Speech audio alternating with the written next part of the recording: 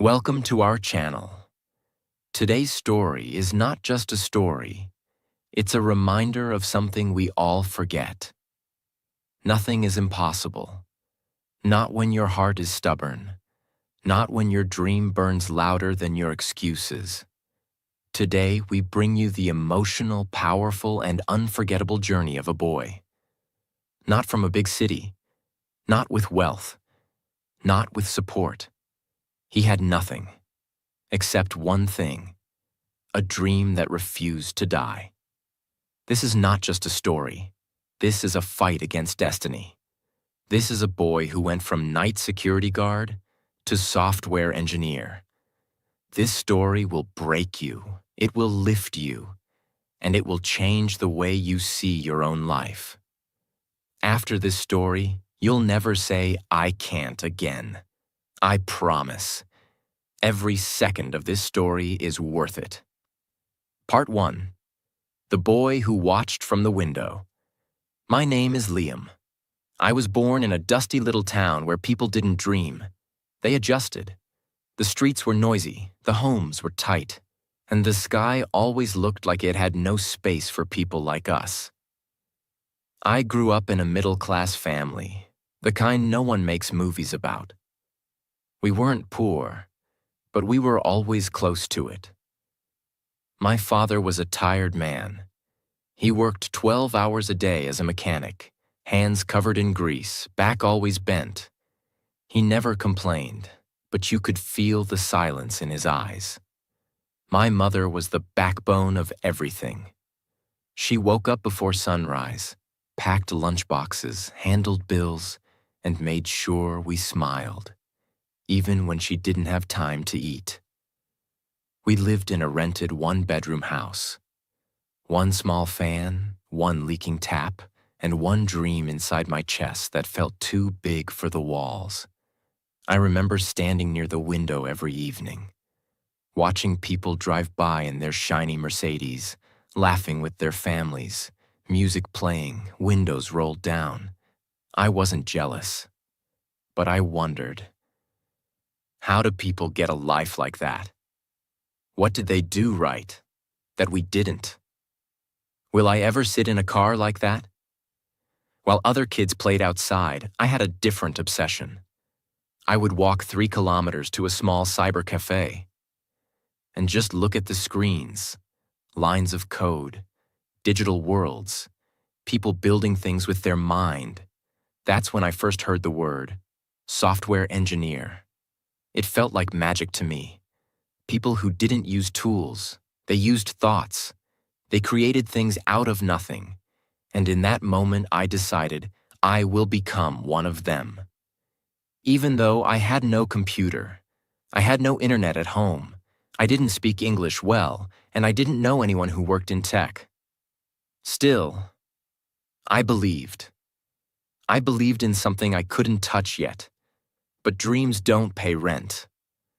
One night I heard my parents whispering, "He's a good boy, but we don't have money for college. Maybe he should just take a job and help us out." I didn't cry, I didn't scream.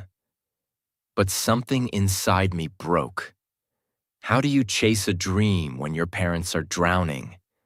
So at 17, I made a decision that changed everything. I put my dream in a corner and picked up a security guard uniform. I became the boy who once dreamed of building the future, now guarding it from the outside. Every night at 9 p.m., I stood in front of a tall glass building. Inside, people stayed warm in air-conditioned offices, writing code, designing apps, living the life I once saw on a screen. Outside, I stood still in the cold wind, wearing a dull brown uniform, holding a wooden stick. And every night I told myself, "Liam, this is not the end. You're not stuck. You're just paused." At night, I stood silently in front of those shining offices. While the world slept, I was wide awake. But not just to guard. I was awake to observe, to learn, to build the future no one thought was possible for someone like me. The building I guarded was full of software engineers, people who had everything I wanted. They walked past me every night with confidence in their walk, laptops in their backpacks, ID cards on their chest, and purpose in their eyes. And I was just the watchman to them. Some didn't even look at me. Some nodded. None of them knew that I was watching, not them, but the life I wanted. I had a small second-hand smartphone. It couldn't run games. It could barely stay on for 2 hours. But it had one thing I needed: YouTube. Every break I got, I would sit in a corner of the parking lot and search. What is coding? How to become a software engineer? What is JavaScript? HTML tutorial for beginners. Sometimes the videos buffered for 10 minutes. Sometimes I didn't understand a single word. But I never stopped watching, because each video felt like a key to the door I wasn't allowed to enter yet. I couldn't afford Wi-Fi, so I downloaded free coding PDFs at night using mobile data and read them by candlelight in the morning after my night shift. I would sleep 4 hours a day. My eyes burned. My brain hurt. But my dream kept whispering, "Liam, if you give up now, you'll never forgive yourself." People laughed at me. My relatives said, "He's just a security guard. Let him accept it." My friends said, "You're not smart enough for software." Even my father one night at dinner looked at me and said, "Son, some people are meant to dream. Others are meant to survive. We don't have time for dreams. We need money." I didn't argue. I just nodded. But inside, I made a promise. One day, I will show you that survival is not the only option. One night, it got too much. I hadn't slept in 2 days. I couldn't understand a line of code. I was hungry, tired, and lonely. And as I stood under the office light, holding my stick, I cried, quietly, not loud, just tears falling on my uniform, because I felt like I was reaching for something too far, too high. And I whispered, "Is it really impossible for someone like me?" That night, around 2:45 a.m., a man came out of the office early. He was one of the engineers, young, confident, clean-shaven. He saw me sitting with a notepad and stopped. "What are you doing?" he asked. I looked up and said, "Trying to learn code?" He paused for a moment, and then smiled. "That's brave, man. That's really brave." He didn't laugh. He didn't ignore. He respected it. That one moment, that one sentence, changed everything for me, because it proved I was not crazy. I was just early. From that day, my energy came back. Stronger, sharper, angrier. I studied harder. I started waking up during the day too, just to read more. I stopped caring about what people said. I stopped waiting for support. I became my own teacher, my own motivator, and my own coach. Because I realized nothing is impossible, but everything is lonely first. Part 2. The walls that don't move. My routine was brutal. Night shifts, coding lessons, no college, no mentor, no one to talk to. I was in a fight where nobody even knew I was bleeding. After months of self-study, I decided to build something. A basic website, just HTML and CSS. I spent 2 full weeks writing the code. Sometimes I didn't even sleep after work. I was that hungry. And then, with shaky hands, I clicked run. It crashed. The screen went white. Error. I tried again. Nothing. Everything I had worked on, gone. I forgot one line of code. One simple mistake. And just like that, 2 weeks of hope disappeared. That night, I didn't go home. I sat on the stairs of the building I was guarding. Head down, eyes red, heart shattered. I kept thinking, maybe they're right. Maybe this is not for me. Maybe some people stay guards forever. I didn't feel like a hero. I felt like a ghost. A week later, my father gave me an envelope. Inside it, a pamphlet from a local factory hiring full-time laborers. He said, "They give $200 per month. No night shifts. Maybe it's better for you." I didn't get angry. I understood. He wasn't killing my dream. He was trying to feed the family. But I walked back to my room that night with one thought repeating in my head. If I give up now, I will spend the rest of my life explaining to myself why I didn't try harder. I didn't make a speech. I didn't post motivation on social media. I didn't cry again. I reopened my laptop. I rewrote the code. I read more carefully. I tested one block at a time. I learned the hard way. You can either fail and quit or fail and get smarter. That second time, the website worked. It was small, ugly, basic, but it worked. And for me, it was my Mercedes. Now I had proof I could do it. So I made a bold decision. I started applying for internships and junior jobs. Even though I had no degree, no certificate, no connections, no fancy English, I still sent my applications to over 80 companies. You know what I got? 79 rejections. Some didn't reply. Some said I was underqualified. Some laughed. But one company replied, "Your journey is different. Let's talk." That one reply was my doorway. Not to the destination, but to the next level of war. I prepared for 7 days straight. Practiced in front of a mirror. Watched interview videos. Wrote answers in a notebook. Repeated every sentence 50 times. When the day came, I wore my guard uniform because I didn't own a formal shirt. The interviewer looked at me and asked, "Tell me about yourself." I didn't give a polished answer. I just told the truth. I work as a security guard, but I spend every night studying code because I want to become something I've never seen around me. The room was silent for 5 seconds. Then he said, "You're not what we expected, but you're exactly what we're looking for." They hired me as an intern, unpaid. But it was the first time I entered a tech office, not as a guard, but as a learner. That was the moment. I was still poor, still tired, still insecure. But now I had a chair, a desk, a laptop that wasn't mine. But the dream was. For the first time in my life, I didn't feel like I was watching the world. I felt like I was inside it. I still remember the first day.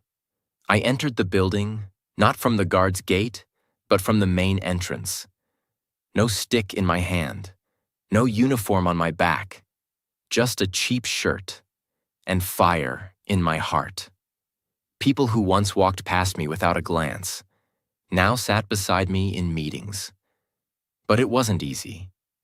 They gave me a desk, a computer, a team, and suddenly, I was inside the dream I had watched from the parking lot. But dreams are not always soft. They are sharp, and they cut you if you're not ready. Every day I battled. Fear that I would be exposed as a fraud, insecurity about my English and communication, shame about my clothes, my past, pressure to prove I belonged. My teammates had degrees, they had certificates, they understood things faster. Me, I Googled terms during lunch breaks so I wouldn't look stupid in front of them. One day during lunch, a senior engineer asked casually, "Where did you study? Which college?" I paused and said, "I didn't. I was a night security guard before this." The silence that followed felt like a thunderstorm. Some looked impressed, some looked confused. One just nodded and walked away. And that day I realized something. The world may open the door, but you still have to prove you deserve to stay inside. That night I didn't sleep. I went back to my old habits, practiced interview questions again, watched advanced tutorials, reread documentation, took free courses with broken subtitles, because I knew this is not the time to relax. This is the time to become unshakable. I stopped comparing. I started focusing. I stopped explaining. I started executing. 3 months into my internship, I was given a small task to fix a bug in a live product. It was complicated. Others had tried and failed. And my manager said, "Try if you want. No pressure." I didn't say yes, I didn't say no. I just took the code home and studied for 2 days without stopping. I broke down the bug, read forums, ran tests, got stuck, cried, tried again, and again, and again, and finally, I solved it. The manager didn't say much. He just smiled and forwarded my code to the CTO. But that night, when I walked out of the building, I looked up at the sky and whispered, "You see, I told you I don't belong outside forever." A few weeks later, my internship became a paid role. It wasn't a big amount, just $300. But when I saw the message in my bank account, I cried. Because that money didn't just represent salary, it represented proof. Proof that my pain wasn't pointless, my nights weren't wasted, my fire wasn't foolish, my dream wasn't impossible. I went home after many months. Same house, same leaking tap, same small kitchen. But something was different. When my father saw me, he didn't ask anything. He just said, "You look different." I opened my bag and gave him my first check. He didn't cry, but his hands were shaking. He looked at me and said something I'll never forget. "I thought your dream was too big, but maybe I was just too tired to believe." There was no party, no big announcement, no post on social media, but inside me, a war ended. I was no longer the boy who stood outside the building. I was now part of the future. Part 3. From guard to guide. Years passed. The security guard uniform that once wrapped my pain now sat folded in my cupboard. Untouched, but never forgotten. Today, I sit at a desk not as a guard, but as a full-time software engineer. Not in a small firm, not in a temporary role, but in one of the world's top companies. I now write code that reaches millions, lead teams that build global products, mentor interns who once sat where I did, walk through airports, laptops in my bag, confidence in my step. And when I look in the mirror, I don't see a genius. I see a fighter. Sometimes I visit that old building I once guarded. I stand at the gate where I once stood with a stick.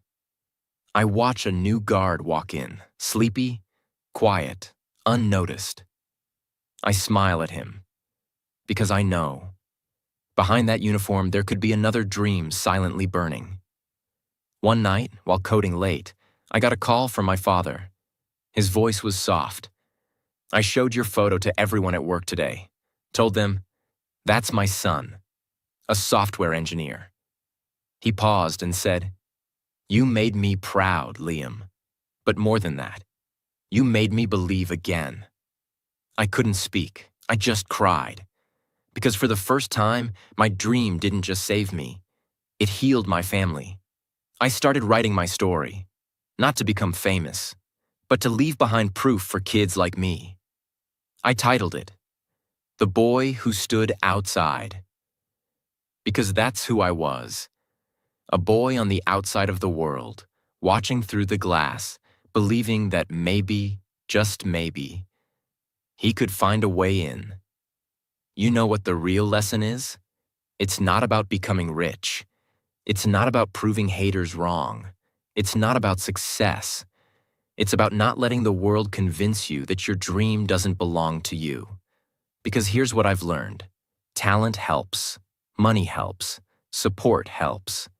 But the real power is this: a mind that refuses to quit. A heart that keeps showing up. a soul that doesn't care how long it takes. Now, after these years, my life doesn't look the same anymore. The boy who once counted coins now earns a salary he once thought was impossible. Not luxury at first, not millions, but enough to breathe, enough to stand straight, enough to say, I made it this far. With my first real salary, I did not buy expensive clothes. I did not show off. I bought a new fan for my parents' house, a proper bed for my father's tired back, a phone for my mother so she could call me anytime, and groceries without checking prices. That moment, when my mother smiled without worry, that was richer than any car. Years later, I bought my first car. Nothing fancy. But when I held the keys, my hands shook, because I remembered the boy who once stood on the road, watching other people's Mercedes pass by, and wondering if life would ever choose him.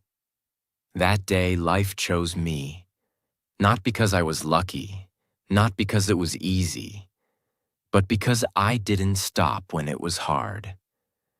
And that's when I understood the truth. Struggle changes you quietly. Success announces you loudly. Now, you've just heard the story. A boy with nothing, who proved that nothing is impossible. But this isn't just a motivational story. It's not fiction. It's history.